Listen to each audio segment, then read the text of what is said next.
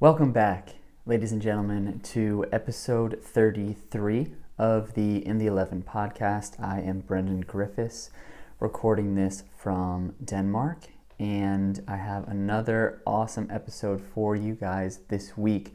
We have Vick Bell in the 11 today. He is an aspiring coach, and he's also the host of a podcast in the soccer world as well. It is called the 91st Minute Podcast, so make sure you go check that out after you listen to our episode if you like what you hear. We are going to be discussing the topic of American sports today, and it's something that I hint upon in a lot of my episodes, but I want to talk about this idea of, are American sports really competitive? It's a little bit controversial, and it's an interesting debate that we get into, talking about a lot of different things in the world of football and also just sports in general in America. So I think it's a great episode for you guys to dig into. Let me know what you think after. Like I say, if you can subscribe to the show, I would greatly appreciate that. Leave a review and let me know what you think about the podcast. Without further ado, let's get into it. Here is Vic.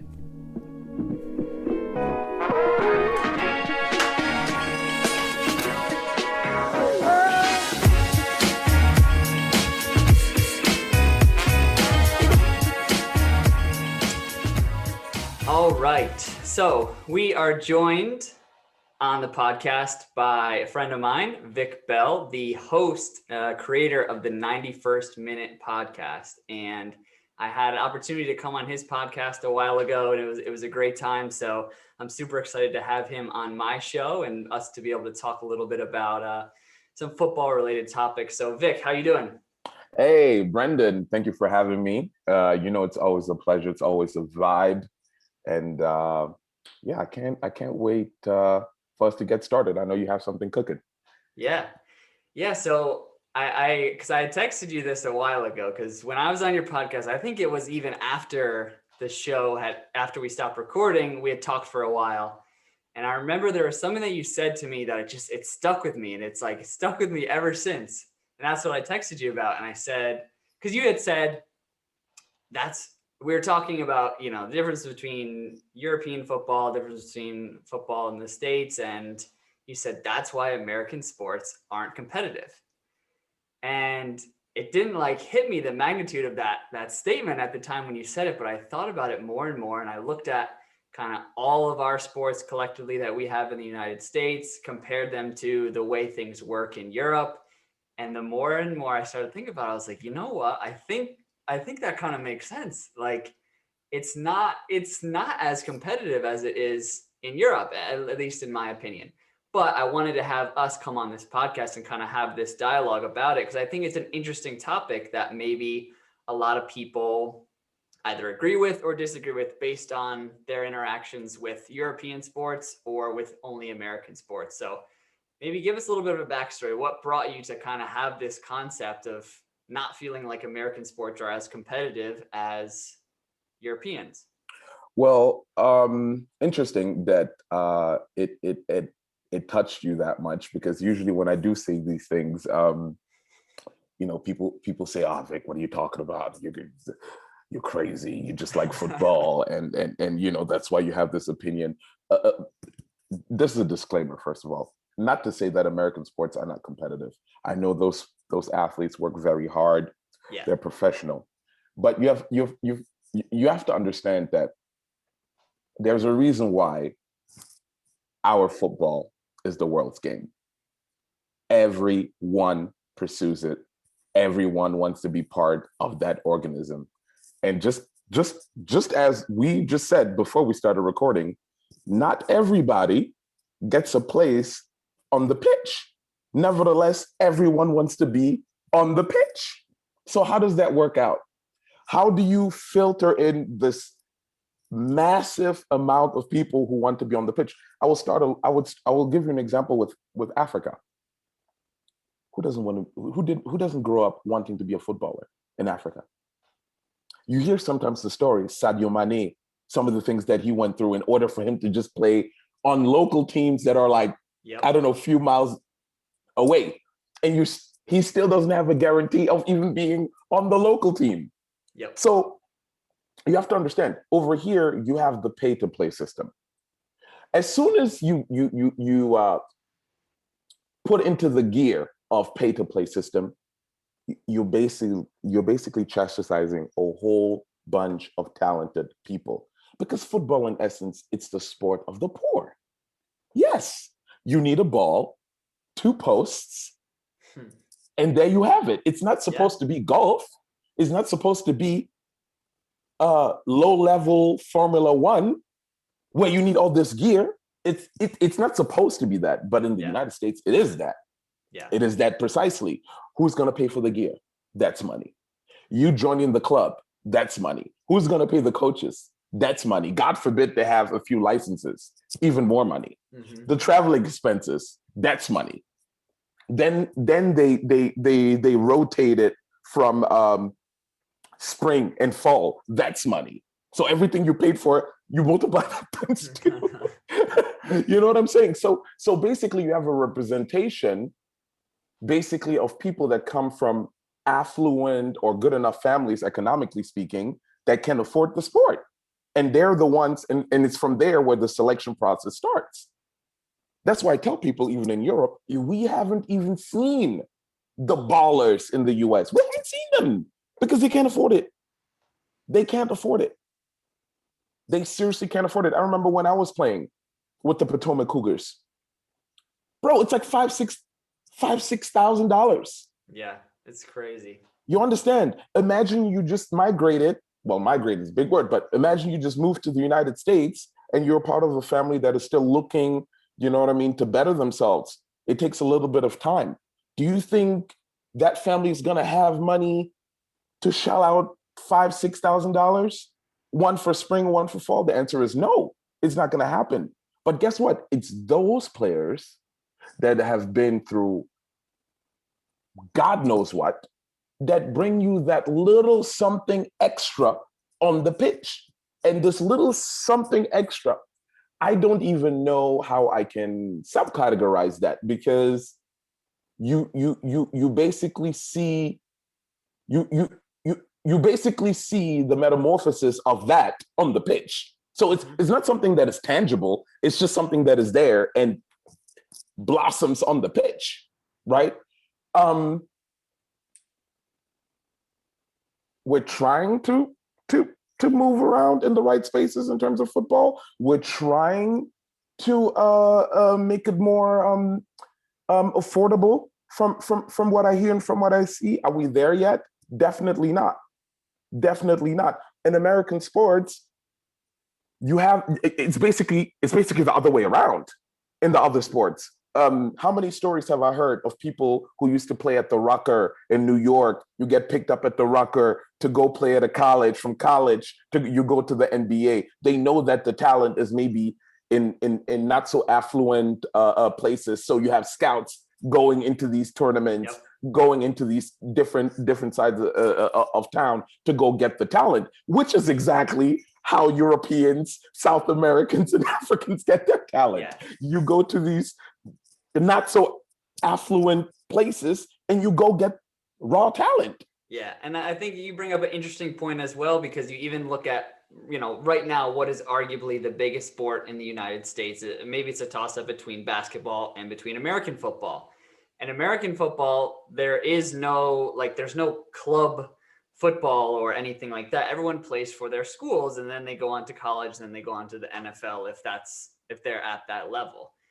And you don't have to pay to play for your high school team. You don't have to pay and then obviously if you get a college scholarship, then you don't have to pay for that as well. So that it maybe in a sense is a bit more like the European model of soccer, because it's going out and it's finding the best talent. And it's an interesting point that you bring up, because it's almost as if the pay to play system takes a little bit of that competitive edge out of the game in the United States, because you're paying for that privilege to be at that level, right? You're kind of just, you're paying the bouncer at the front to get into the club, versus where in other places it's like, well, we're going to sneak in the back door when someone opens it for us, or we're going to climb through the window or something like that. That's maybe what you're talking about with that.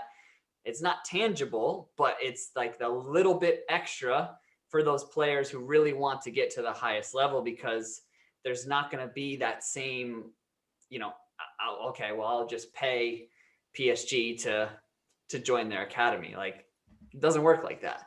Right.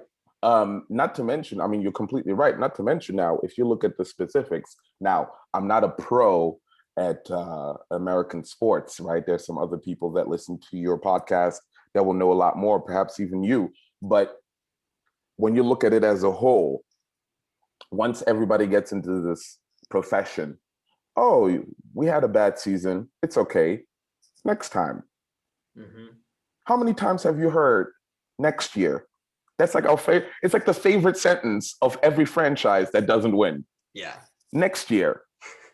Oh, yeah, okay. This is the perfect transition for kind of, I think, what the meat and potatoes of our episode will be about is there's this always this kind of idea when you're building clubs in the, well, not clubs, but professional teams in the States, that you are, like you said, you're building for the next year, you're building for the next cycle or whatever the case may be. And that starts with you're kind of incentivized to lose at certain points if you're a basketball team or if you're a football team, because, and even in soccer, although the draft in the United States is certainly changing for soccer, but you get rewarded with this carrot of you get the number one pick in the draft if you're the worst team in the league the year before.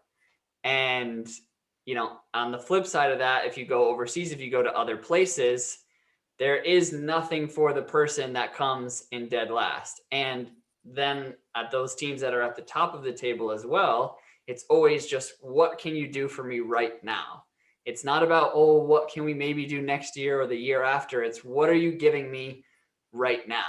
And I think that sometimes gets lost in the fray of certain sports in the United States. Absolutely. I couldn't agree more. I really couldn't agree more. Football, you have to understand, football, it's its own tycoon, man. It's its own monster. You have FIFA, that's its own monster. I don't even think people really understand how powerful FIFA is. You know what I mean? We're out here talking about NBA. They're all the little cousins, man. They're the annoying little cousins. Look at all those corruption stories. Like, this is big time. bro. And here's the thing, some of them maybe, we caught up. Oh, corruption. Bro, do you think somebody here, even in the US, they have the power to change everything at the headquarters? No. Now they're just going to be a little bit more careful, especially when they host the World Cup anywhere close to the United States, because you know how nosy we can be. And I'm pretty sure they were just very surprised. Like, wow, these guys were doing all this surveillance, all this stuff on us when, bro, we're talking 1994, right? So it took a minute for even the FBI to understand what exactly is going on. You know what I mean? That's how deep the rabbit hole goes. But to bring it back to the competitive nature, everybody wants to sit at the table, right? You can even look at the sponsors. It's literally always the same main sponsors. Have you noticed that? Adidas, that contract never runs out. It's like, as soon as it's about to run out, here goes another 10 years. Coca-Cola, that never runs out. Yep. McDonald's, that never runs out. Right? So you don't think Nike wants to be the major endorsement when it comes to a World Cup? You don't think they've been knocking on the door all this time? I bet you they've been, but there's certain doors in the world of football. If you don't have somebody holding your hand, people will say, well, that's in any sport, but not like football. Seriously, not like football. It's a different tycoon altogether. Now, when you bring this whole thing back to the to American sports, this is off tangent, but I had to get that out. When you bring it back to the United States and these games this next time, as we spoke about a little bit, you see how there is no up and down system cast. Like, okay, do you get punished for not being good? The answer is no, you don't get punished. And you know why you don't get punished? I'll tell you why you don't get punished. Because if you get punished and you go into the second division. What does that mean? It basically means you guys get less money. Yeah. Because you're not in the first division. And Yeah. guess who won't like that? The owner. Mm-hmm. Got it. Because you know what he's gonna do if you guys get punished? He's gonna be like, okay, you know what I'm gonna do? I'm just gonna take all my cash, all of my money, and get rid of you guys. How about that? Mm-hmm. What will happen to the league if all the owners start acting like that? If there's no insurance of making money, they're in it to make money. Yeah. Period. Yeah, that's the, I mean, it's the, everyone in America loves to say, oh, we just need promotion and relegation. We just need promotion and relegation. And it's true. Anyone who's a true fan of the game understands that that is what is best for the game.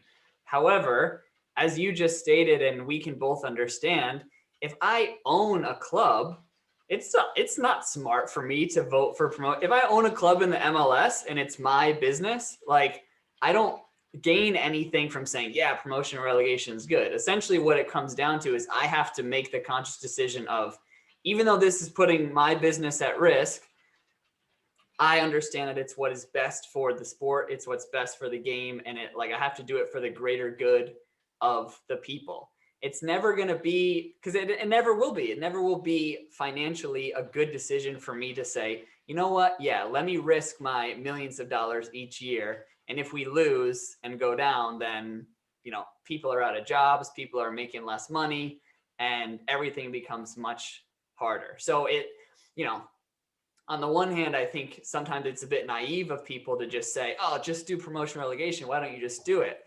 And while, yes, that's perfect in theory, you can't convince all these owners of these clubs to just say, hey, No, risk your money every year. Just, basically put it on the blackjack table. Like, they're not going to do it. That's the answer. The answer is they're not going to do it. Will it happen in the future? I think they're not going to have a choice in the future. I think it's going to get to the point where there's going to be so much pressure for the U.S. men's national team and the league to become more competitive, where they'll be forced to do it. Yeah. You understand? Because as you can see, people are starting to find out that, oh, you know what?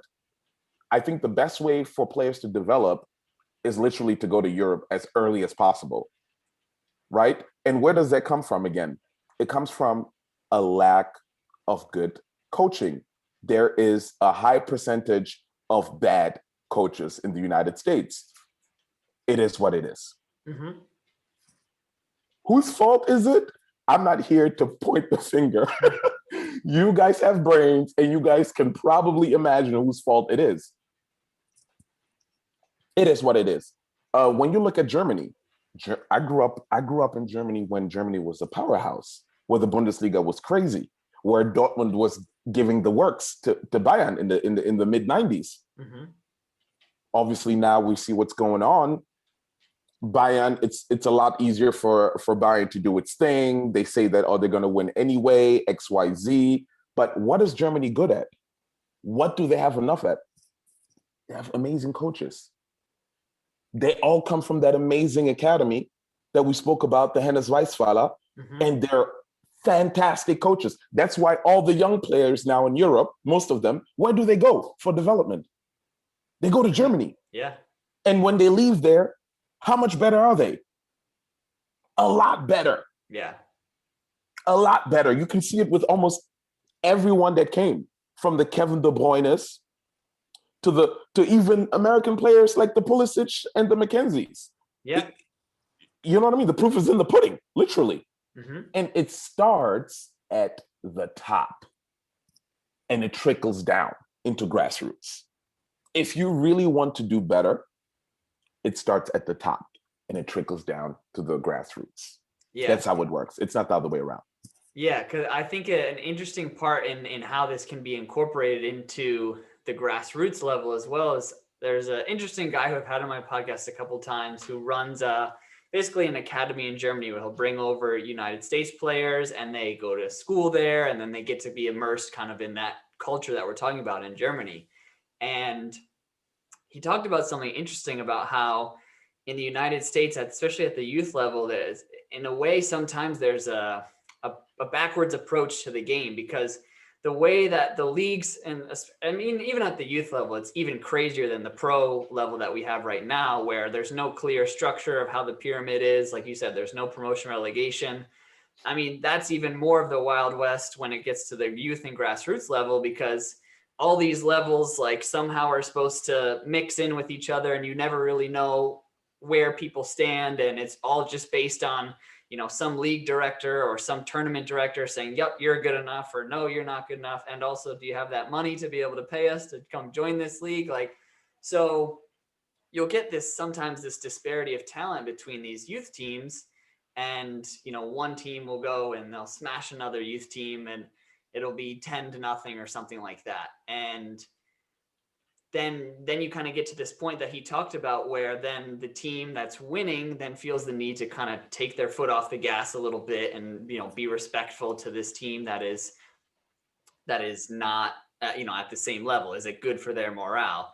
Then that team is at the same time saying, well, I don't want you to take it easy on me.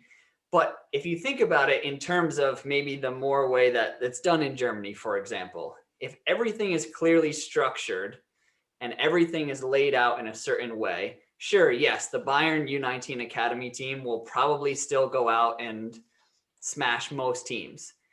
But for the most part, there will be each team will be at the correct level, because everything will start to sort itself out. It's the same way that the pro game works as well.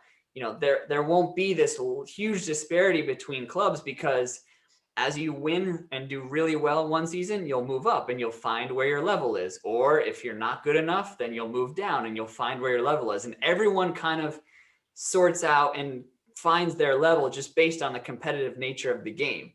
Whereas in the States, if everything is left to, outside decision makers, or who has enough money to get into this, this club that we talked about, or this league, then it all just becomes so chaotic. And is anyone ever really playing at the correct level for themselves?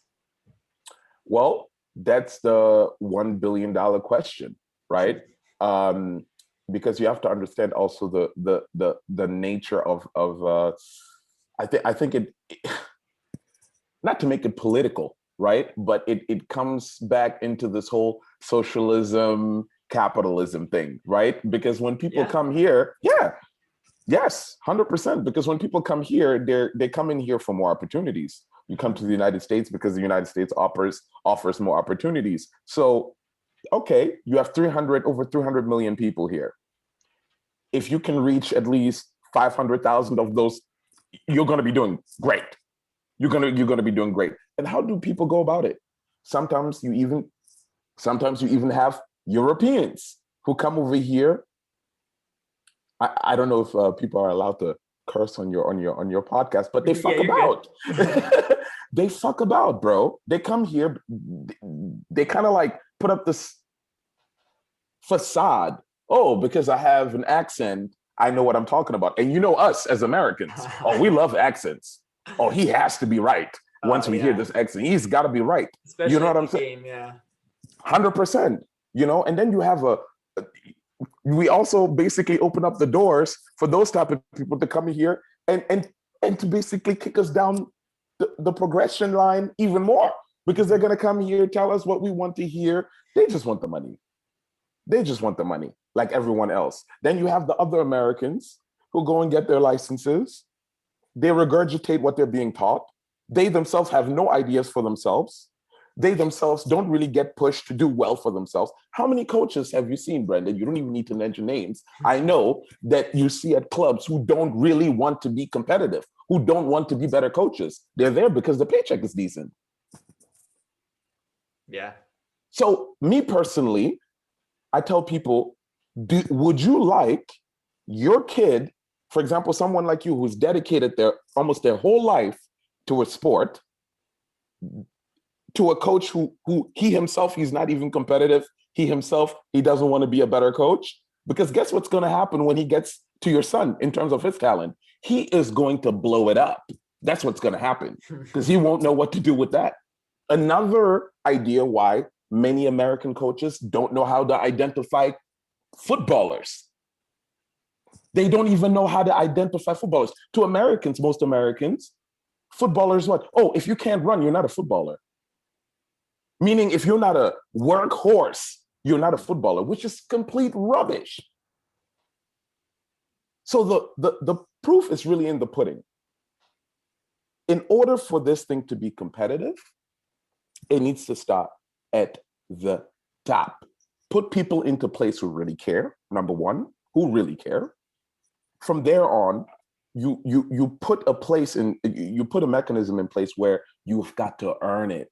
Yeah. It's not just regurgitating, you paying for certain licenses, you coming and you go regurgitating, and then off you go. You can go and try to scam some other people and get money. No, you have to earn it. When we have seminars, come up with your own ideas as well. We want to see that development. Mm-hmm. Because you can't tell me, Brendan, that with this over 300 million people that we have here, that we can come up with a very competitive national team. It makes no sense. It makes no sense. Yeah, to see every other, in almost every other professional sport, like, in the Olympics, we go and nearly everywhere else we dominate. And then in this one very specific area, we struggle so much. And like, you said, just sheer numbers alone, like with that pool of people, you should be doing better than we're doing now, which I think in a way is exciting because it means if we figure it out, and like you said, we're starting to, it's still very in the infancy stages of like, hey, we're doing one or two things right and things are starting to go in the right direction.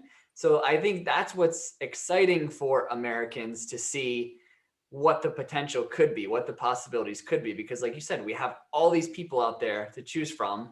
And if we start to do the right things, it's like, wow, what could this really be if we, could we one day be like the Brazils of the world and have just millions of people who are trying to compete for our national team? And then could we go out and do something on the world stage? 100%. And the answer that you just asked, the answer is yes, you can be. If you go about it the right way. In football, you can't cut edge. You can't cut corners. Yeah. All the corners you cut, they were gonna come back and bite you in the booty, bro. Mm-hmm. There's a reason certain nations are better than us. There's a reason why, right? Because the American way of thinking is, oh, okay, well, if I can get players that maybe run longer, run faster, are stronger, we should be able to beat them. No, but the thing is, the essence of football is a lot more complex than that. Another thing also that we need to stop doing is thinking or pretending that this game is easy. I don't know who told Americans that this is easy. Because you always get this notion, how hard can it be? Try it. And you will tell us, try it. Yeah. Look at where it's tough. Like you said, I've been playing this game now for 20 years, and there's still times where I go, and there's times where I watch the game and I'm like, it doesn't look that bad. It looked like if you put me right now where Kevin De Bruyne is, I could do it. And then I'll go out and I'll train with my team and I'm like, okay, like some of the simplest things I can't even do. And I've been doing this for 20 years and it's just fascinating. No, absolutely. And those are issues that we've got to address. Those are issues that should be taken seriously. There are conversations, oh, how come the women are doing it and the men can't do it? Well, let's start by the fact that the women take it, in my opinion, a lot more seriously than the men do. Can we start with that? Number one. Number two, also, the women are exceptionally strong when it comes to the basics of football. Mm-hmm. Exceptionally strong. Like, they have the basics down. So for them, they do it the right way. They have the basics down and it goes up from there. Man, you'll have people on the national team still opening up with the wrong foot. Mm-hmm. On a full national team. And you ask yourself sometimes, what is going on here? Why is this still a thing? Well, it's a thing because, like we said earlier, when it starts from the top, it trickles down. Well, if you ask that player, So nobody ever taught you not to do that, not to open up with the wrong foot. Nobody ever taught you that. Ah, well, while growing up, I'm pretty sure he had coaches who didn't even care. And those things again come back to haunt you at the end. You understand? Yeah. Or it might have been that piece that you're talking about as well with the coaching of that player might have opened up with the wrong foot, but then they had the athletic ability or the power or the pace to drive past 2-3 opponents. And the coach said, well, I know he did that one thing wrong, but it's almost like, yes, you're not necessarily punishing the bad behavior, but if you're not saying anything about it at all, or if you're only praising the good behavior and not mentioning those little finer details that once you graduate out of the youth levels, once you graduate out of the MLS and you start going against guys who are just as powerful or just as pacey as you, or maybe they're not, but they're smarter than you, doesn't matter, because that you taking the ball on that wrong foot just killed the whole play. 100%. And also another thing, there's so many different layers. It's like an onion, right? We're talking about all these different layers that need addressing. One of the main layers is literally watching football. Mm-hmm. Goodness gracious. Brendan, I have a question for you. I know it's your podcast, but I have a question for you.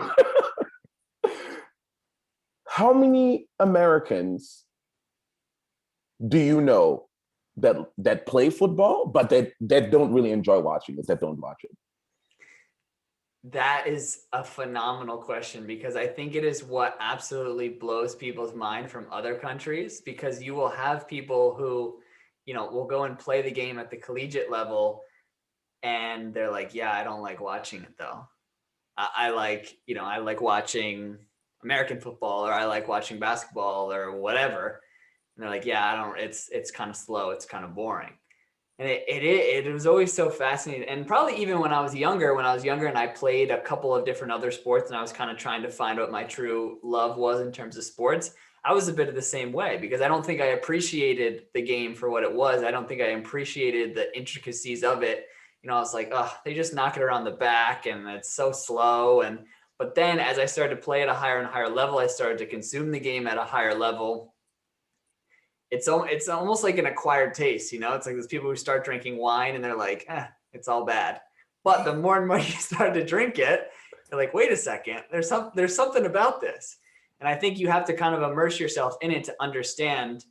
Like, I think if people, the general layman fan goes and watches a match, they're like, it doesn't look difficult. It doesn't look, but when you are in it, when you play it, when you coach it, when you do all these things, you realize just how complex and how complicated it is. And to go, and watch Dortmund versus Man City last night and understand, wow, like the fact that Phil Foden is able to do these things against other professionals is truly remarkable. Absolutely. And it's another layer once again, which comes to my favorite layer, which is football culture in general. Oh my God.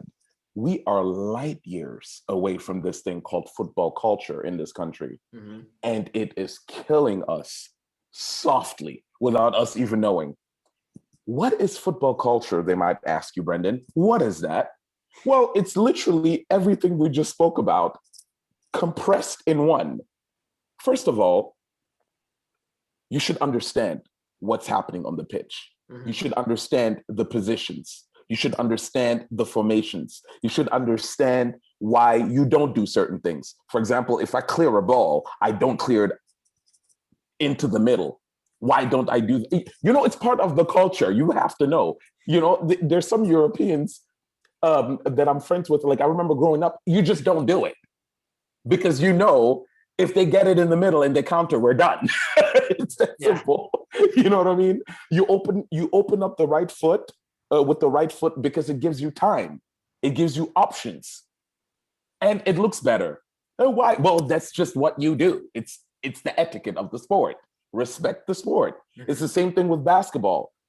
If your form is too ugly, if a good coach is going to tell you to change it, and you guys are going to work on it, because the percentage of you making the shot is going to get higher if you have a better form.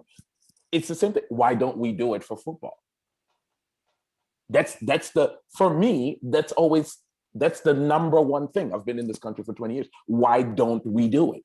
Why don't we adapt? Clearly, by now, we should see that our way is not the right way. Yeah. By now, it should be clear, Brendan, or not. What would you say to that? No, it is, because I think in a way it's a little bit disheartening to me, because it's something that I love so much about Europe and the culture of a club, the culture of football as well. Whereas you said, even the fan who maybe has never even played before, but just loves the club and loves the game, they have a certain knowledge of the game to it, like a certain extent. Yes, maybe they couldn't go out and coach it, or they couldn't really be a part of a club, but like you said, they understand those kind of basic fundamental principles when they go out and watch a game. And that's not always really the case with fans of the game in the States, that they just don't have that like certain base knowledge of the game's tactics and things like that. And I guess I say it's like disheartening for me, because I love the culture of a club, here in Europe.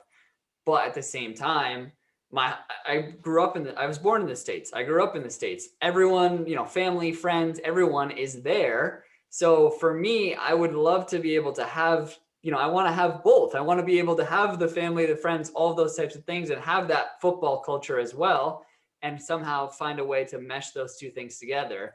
It's you don't necessarily want to have to fly 1,000 miles away to achieve one aspect of your life. Like, it's like almost like, can I have the whole pie, right? Can I somehow figure out a way to, in some small way, create that football culture in the United States where, I have all these people around me as well. Like, so I don't know. It's always been like a pipe dream of mine in the back of my head. Like, can I somehow like carbon copy what goes on in these European clubs, like even the small like local type things, but turn it into something that the States is. And I don't know. I've battled with it a lot, because I don't know, is it even something that's possible, or is it maybe something that's possible later on once we start to make changes with our system?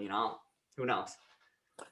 I mean, I feel your sentiment, and to be frank, is it possible? Anything is possible. The problem is that, can you withstand, maybe not referring to you, but in general, can people withstand the capitalism that comes with it? Because once you notice that you can make a whole bunch of money doing the right thing, guess what? The quality goes down, because you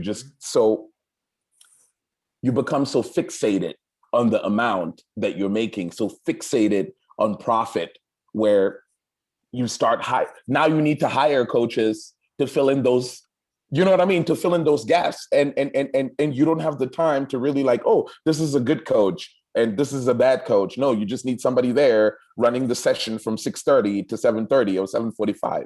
You understand? Mm-hmm. I understand. I definitely understand that part, but people have to understand that it needs to come from a good place, because if it doesn't come from a good place, you're rendering bad service to the kids. You're rendering diluted football to the kids. It is what it is. In the subcategory, that's what it is. Even in Europe, you mentioned the B team or the youth team of Bayern. Guess what? The youth team of Bayern don't always win. They don't always win, because guess what? At the youth level, there are other teams who do it 1,000 times better than them. Bayern kind of like eclipses once they reach the full team, because the full team, I mean, what is the full team? The best German talent.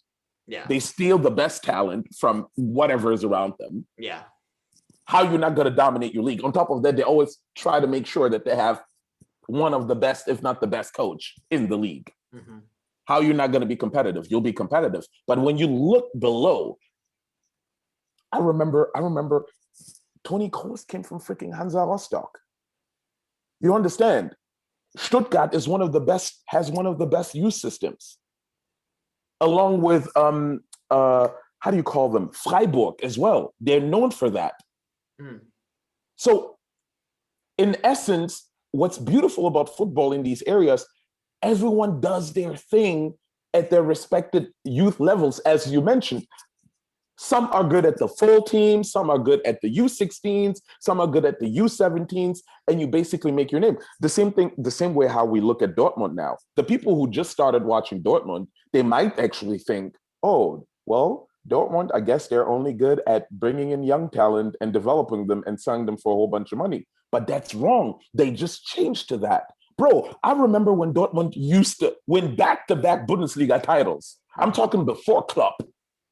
I'm talking Lars Ricken. I'm talking Andreas Möller. You understand? You need to evolve.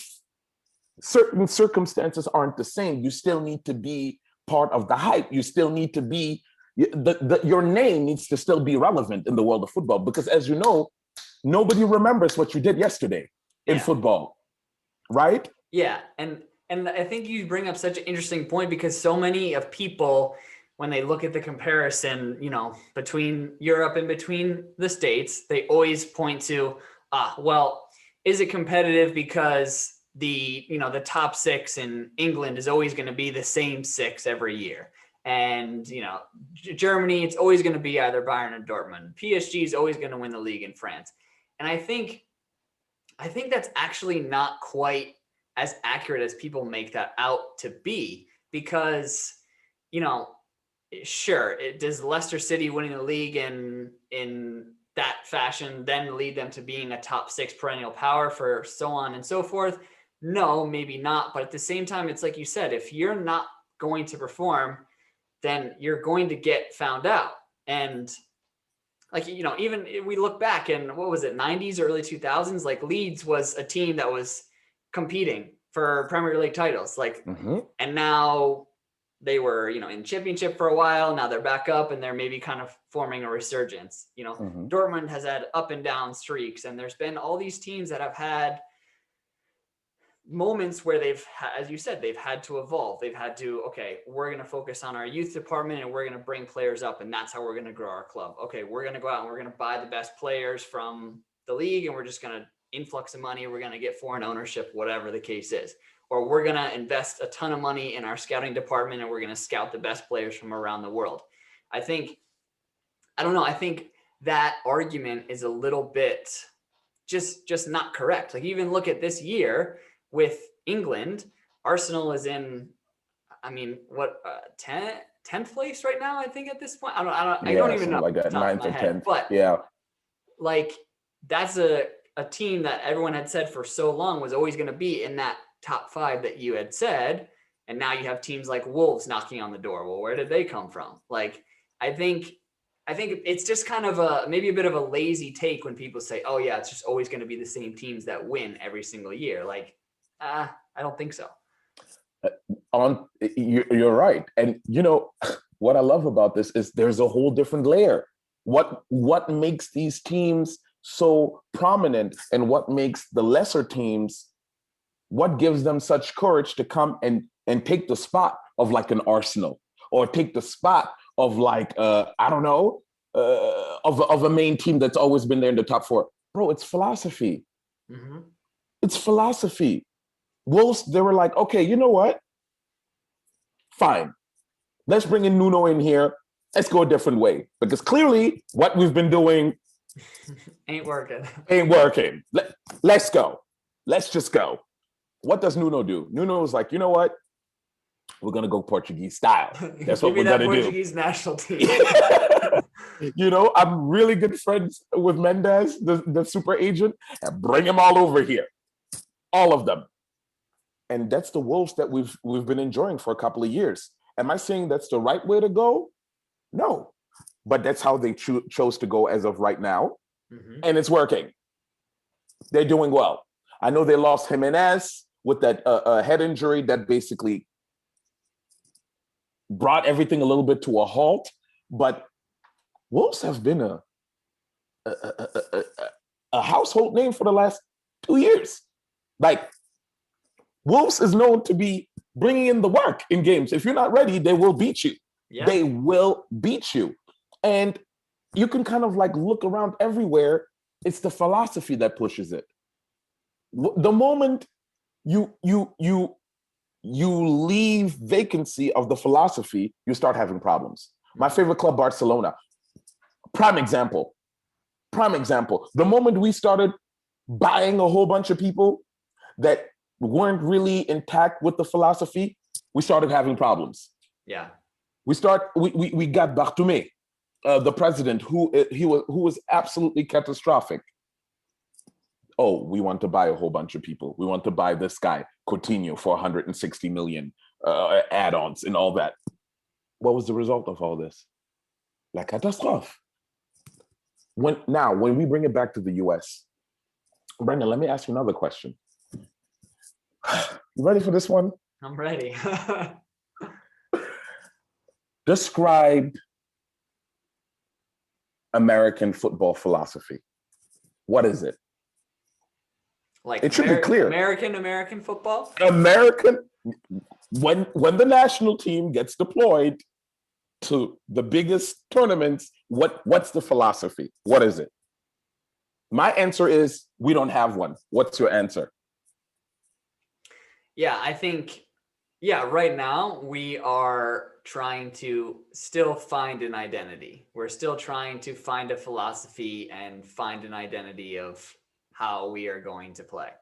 And I think in the past, really all that it's been, the best way to describe it is almost like kind of the same philosophy that we talked about with people when they come to America, and it's the capitalist or the American dream mindset. Like we are just like, okay, we're just going to work hard for 90 minutes.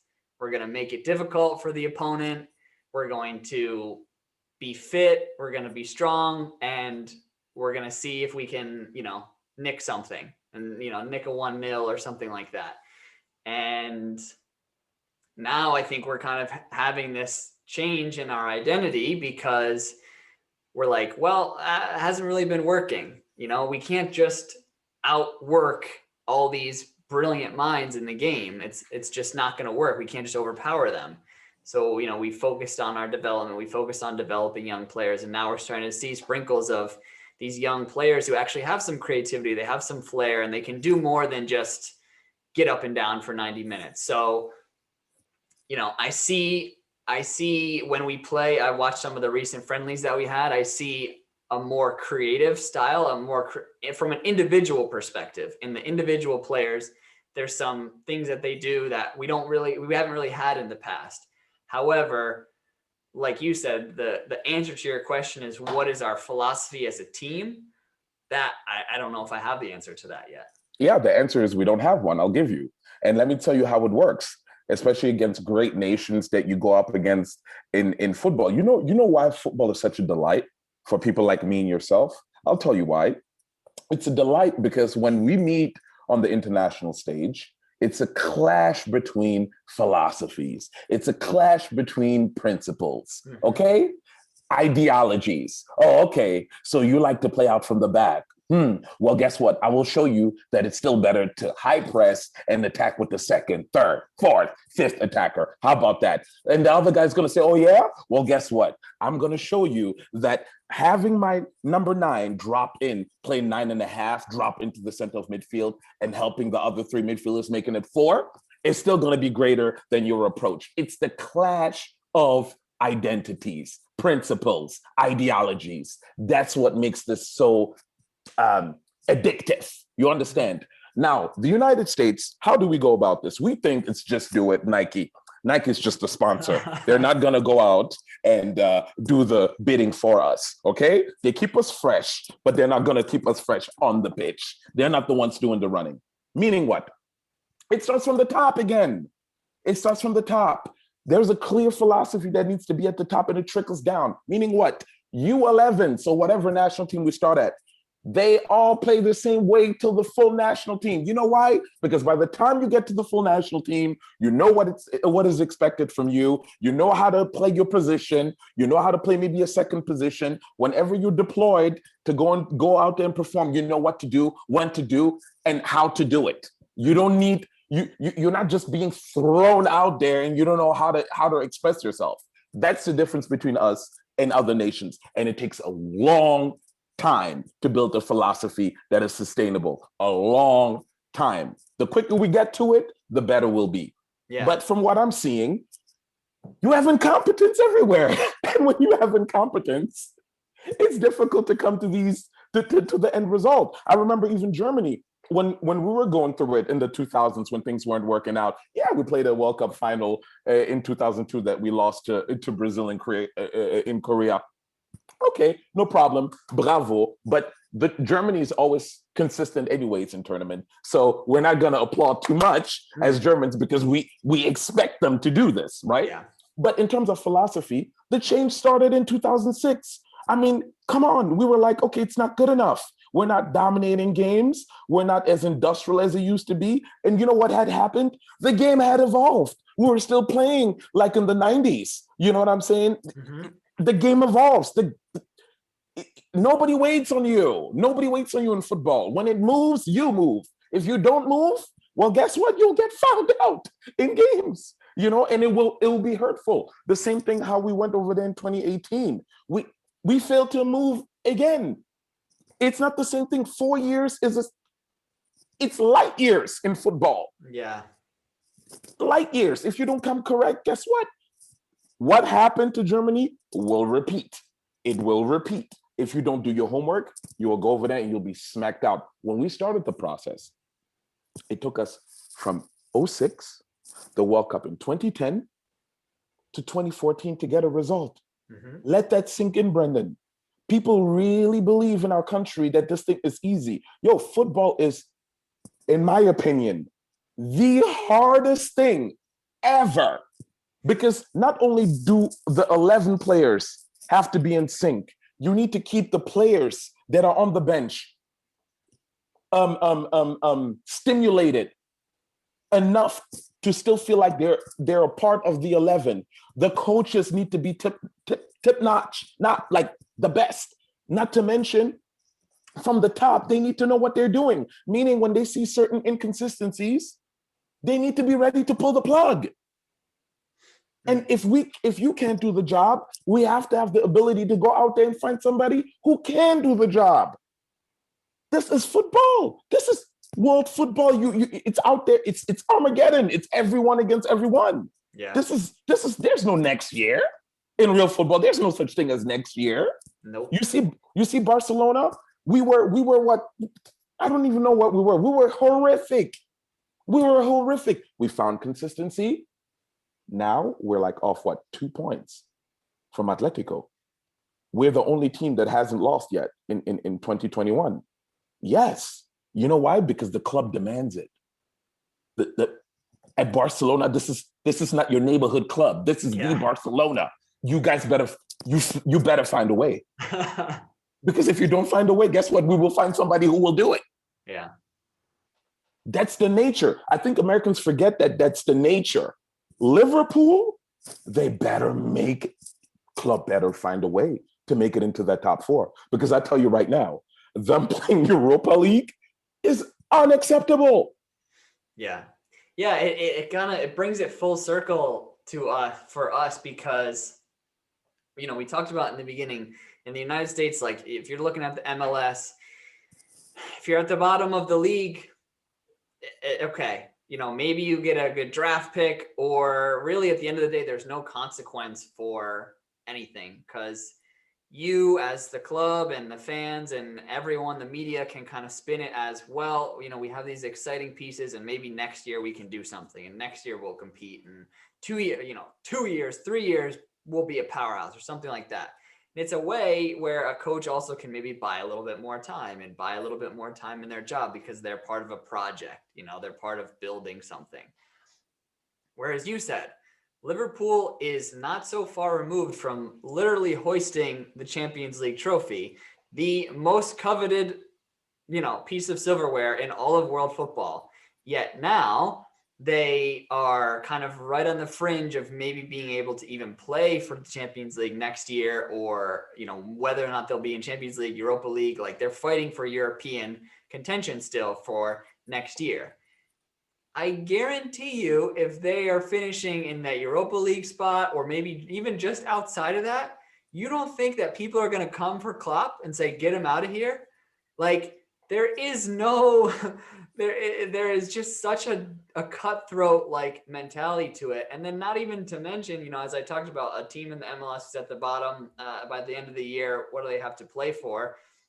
If you're at the bottom of the Premier League right now, you are fighting tooth and nail every single game to make sure that you can try and scrape by and you can stay up in the league. Because like we talked about, if a ball boils down to the simplest things from a dollars and cents perspective, you going down and playing in the championship next year means a lot of money is leaving the club's pocket, and even specifically you as the player out of your pocket too. Yes. Like your contract from going from the Premier League down to the championship, that is shrinking big time.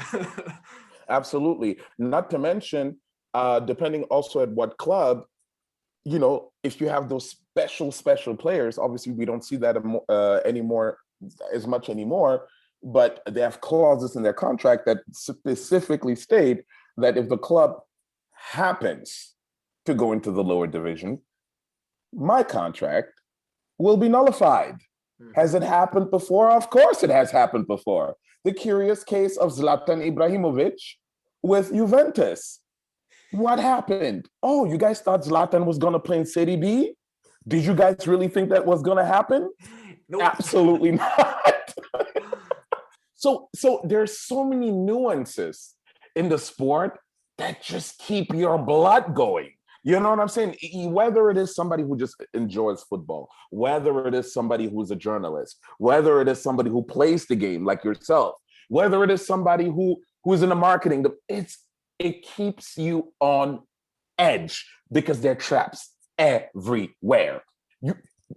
If you don't have competence, it will be on the news because the percentage of you failing or you not making it through your hole, it's going to be huge. It's going to be right there for everybody to talk about, and there's pride.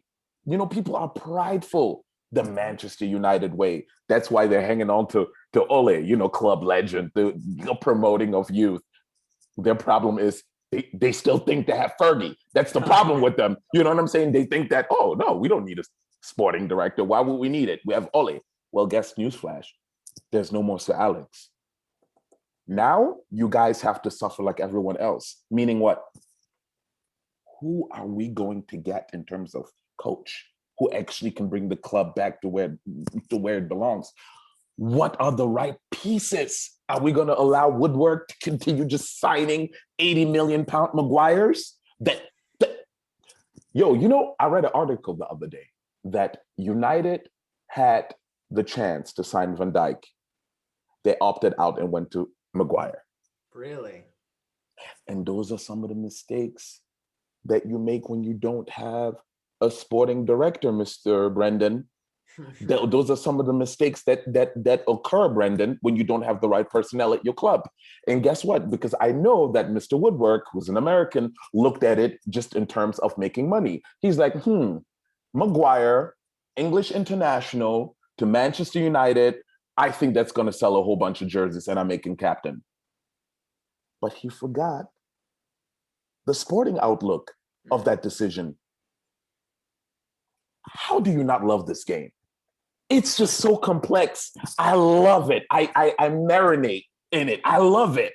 I absolutely. How do we think that what we have even comes remotely close? It doesn't. It's not close. It doesn't come close. It doesn't even come remotely close. because in the NBA, if I have LeBron, I'm already miles ahead of you. I'm already miles ahead of you. Period. And it doesn't happen all the time that you have a Messi, that you have a Ronaldo, and it doesn't guarantee it, which makes it even more fun because Juventus, you guys might not even make it into the top 4 if you lose against Napoli. And you have Ronaldo. Mm-hmm. How do you not love the sport? Yeah. So how about I'll hit you with one final question because I know we've been going for a while here. We kind of used the national team to talk about a lot of these different principles that we're bringing up today about competitiveness and maybe what some things are that we would like to change or like to see differently in the U.S. And you talked about something really interesting about developing a philosophy, right? And I think it's something I'm sure that you're always working on as well, because I know you have huge aspirations in the coaching world, and I'm excited to see all the things that you do, because your mind for the game is definitely up there. So how would you say, how do you go about developing a philosophy, instilling a philosophy, whether it be in a club or whether it be in a national team or something like that? And obviously, we can talk about the fact as well that it does need to evolve, because we mentioned how with Germany, they might have a philosophy, but it does need to evolve as the game evolves. Like, the game's not always going to stay the same. So you do have to stay relevant within the game and how the game is moving. But, give me some insight. What is it like to actually, maybe you walk into that national team and you're starting to put those pieces together of what's our philosophy? Okay. So I will start like this. People have to understand that in football, you might want something, but what you want doesn't matter, given what you've been given. Meaning, if you don't have the personnel to play a certain type of way, it doesn't matter that you want to play that type of way. Yeah. You have what you have. And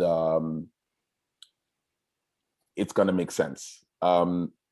We started the conversation with the pay-to-play system and how it basically cuts off a whole part of footballers that we don't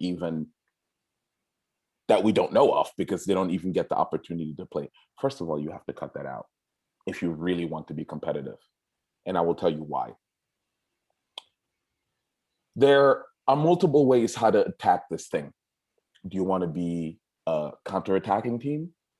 Do you want to be a solid defensive team that is capable of going from, let's say, 4 in the back when defending, to maybe 3 in the back, with the wingers going out wide and one of the center defensive midfielders dropping into that third center back role? There's so many ways how to go about it. Do you want to keep the ball? Do you want to high press? The first thing that you do, you look at what you have available. What type of personnel do I have? What are the pieces like? And it's from those pieces you start making decisions in terms of, okay, this is how we want to play given the pieces that we have. So when I'm thinking of an American team, I'm thinking athletic. Yeah, I'm thinking these kids can run. These kids are athletic. Okay. You still need IQ. You still need certain things that are not physical attributes, because the game cannot just be won on physical attributes. It's evolved at a point where you need the technicality. You need the players who can literally pull things out of there. You know what? You need those players. At least one of them. You need players that can dictate the tempo, that have a sense. And you can't teach that. They're players, they just have it. They know when to slow it down. They know when to speed it up. They know when to change. When it comes from one corner, it's saturated. You shift it on. Examples yesterday when you watched Kroos and Modric. I mean, that's literally at the top level. They can smell it, right? Given with the pieces that you have, you're like, okay, American pieces, they're athletic. They're good in combat. They have good spirit.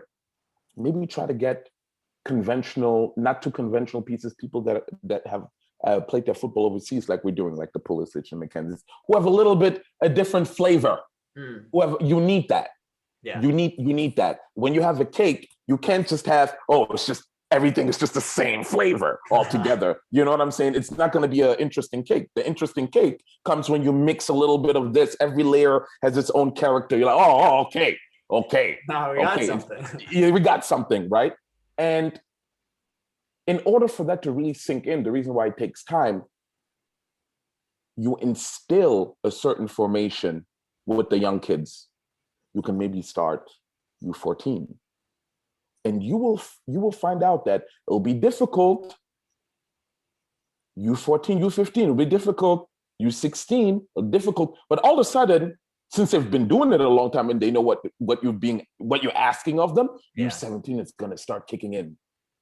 U18, bam, okay. U19, all right. Now, when they make the leap some of them will make the leap to the full team. You will understand that not only do I have coherent players as a starting 11, but the kids that are coming off the bench, it's like a USB. It's plug and play. They know what to do because I've been asking them the same thing since the U15s. That's how you build a philosophy. It's not over 1 year. You give yourself a project of maybe 4 to 5 years. Everybody plays the same way. All the coaches, when they come and they do their badges, all under the same umbrella. It's not just a regurgitation, oh, you guys have to do what I'm saying. No, these are the principles. You can put in your own little flavor, sprinkle it on there. Yeah. You understand, Brendan? That's how you get ahead, because it's everybody going from the same base with the little sprinkle that makes it special. Yeah. You know what I mean? In Argentina, you have coaches like Peckerman, like Bielsa. The school of thought, similar, but the sprinkle, different. That's how you go from the Juan Roman Riquelmes to the Pablo Emas. You understand? It's okay, both of them number 10s, but the sauce is different. That's what you want. That's what makes them competitive. Yeah. That's what, I mean, the Albacete, they haven't lifted the international cup. They've been very unlucky, but come on. They played, two Copa America finals, 1 World Cup final? Bro, that's amazing. That's amazing. That's good. Because reaching those finals, given the competition, is very, very difficult. You understand? The same thing also with Germany, man. It's the same thing. When they changed the philosophy, Jürgen Klinsmann, head coach, Jogi Löw, the understudy, because when we say understudy, when you really look at it, the number 2 knows just as much as the number 1. The only difference is that the number 1 has the final say. Don't, you know what I mean? Don't make a difference, because when we've seen when Jogi Löw took over, he went with Hansi Flick. We all saw what Hansi Flick did with Bayern. So it was definitely not the Jogi Löw show. You understand? You also need to have the ability to pull the plug on people who are not capable of fulfilling the requirements given the philosophy that you're demanding. You have to be, as a federation, you have to be capable of doing that, okay? And you have to put people in positions where they can express the tip-top level of that given philosophy. Meaning, it's not supposed to be like, I give you the spot because I like your face, or we have the same friends in common. No, Brendan, I'm giving you the spot because you're the best suited for the spot. As soon as we learn how to do that, I think we're going to see shades of a great philosophy in the US, because I'm telling you, we don't lack human beings. We are too many out here. That's my take. Oh man, you can just tell how passionate you are about the game, and it's why it's always a great conversation when we get together. So I think people are really going to enjoy this episode. And if people want to hear you a little bit more, you have a podcast as well. If you want, maybe you can talk a little bit about that. Where can people listen to it? What kind of things are you talking about on your pod? Yeah, first and foremost, Brendan, it's always amazing when we get together and talk. Because you're one of the few Americans who really understands this game and the nuances of this game. It's not given to everyone. I always appreciate when we text or get on the phone or we do an episode. It's always a pleasure. So first and foremost, thank you for giving me the platform to come and letting me express myself. It's definitely appreciated on my side. And I do have a podcast called The 91st Minute. It's basically a platform where we talk football. We talk about current events. We talk about players, coaches. We're also having special guests on now. We have MLS players as of right now. We also have some things in the works in terms of African players, legends, legendary teams. That is in the works as well. We try to make it international, and I try to basically build culture for Americans to digest. It's I hope it reaches the masses soon in time, And just like your podcast, it's probably I know your podcast probably ranked already. The podcast, mine is already ranked in Europe, in France, England, and Germany. We're trying to move up the number, but yeah, it's literally football, passion, culture. We'll have more people on there. We're also gonna go to similar to what you have going on in terms of on screen for season 3, which is gonna be great. And yeah, we're definitely gonna have you along there for season 3 as well, Brendan. Shoot, maybe even for season 2 still, because I'm a little, I get talking to you. A few questions came out on the back of my head, so I look, I might be texting you, say, "Hey, Brendan, when can you hop on the podcast here?" But yes, yeah, the 91st minute, just building a platform, just passion, all about knowledge, opening up minds, great discussions. Try to keep it positive, like you're doing. Awesome. And I'm sure they can check it out on all the spots like Spotify, Apple, all that good stuff. Yeah, available on all podcasting platforms. On IG as well, we have a page as well. Check us out there as well. Yeah, honestly, it's a work in progress. It's a hobby that turned well, it's still a hobby, but people like it, and yeah, I like to get fun. I think I'm the same way. Like I kind of started this podcast just because it was always something that I was like, yeah, it'd be cool to do, and I've started doing it a little bit more, and every once in a while people are like, hey, like you're kind of good at it, and I'm like, you know what, I kind of have, like, in this conversation, like I'm having fun. So I think that's something it's always important to think about the things that you enjoy and that you're having fun with. So yeah, no, 100%. And the beauty of all of this, as you probably could tell already, Brendan, is the caliber of people that you meet in the realm of football. It's the different minds that you meet that open up your own mind, that sometimes you finish an interview, you're like, wow, I learned some things today. Yeah. You know what I mean? I've gotten a crazy perspective. Like, I know some of your episodes are amazing sometimes in terms of even self-reflection. Sometimes I go on your episodes and I listen a little bit, and it's like, the self-confidence, if I ever doubted myself, it basically comes back. So it's amazing. You know what I'm saying? For us, for the content creators, sometimes we don't even know how far these episodes reach certain people, but they break down doors, they break down barriers for people. And I have to applaud you, Brendan, because for the people who are seeking to play pro, for the people who are seeking to break through these doors of professionalism and leaving their comfort zone and going out there and pursuing their dreams, I think this is a podcast tailored to them, to the T. Mm-hmm. Yeah. I appreciate it so much.